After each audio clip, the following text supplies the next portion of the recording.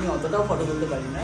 ফটোগ্রাফারের অতটাও ভালো না পারা, মডেলের আবির নিয়ে অ্যাড দেওয়া, মুখ হাই হাই করে খাওয়া, প্লাস আবার মাথায় কেন সিঁদুর ঢেলে দিলাম, আর ফটোগ্রাফারের ঝাড় দেওয়া।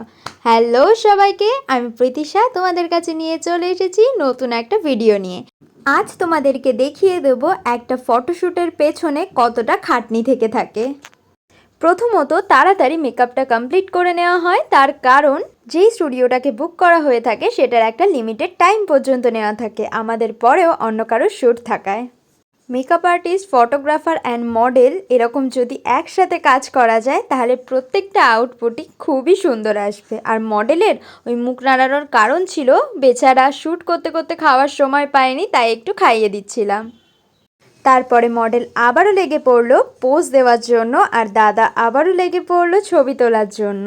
আর মেকআপ আর্টিস্ট শুধু দাঁড়িয়ে থাকবে একদমই না, তার হাতেও ধরিয়ে দেওয়া হয় লাইট।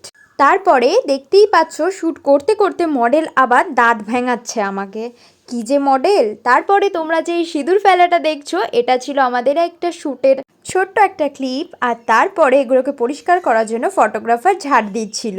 আজকের ভিডিওটা এই অবধি।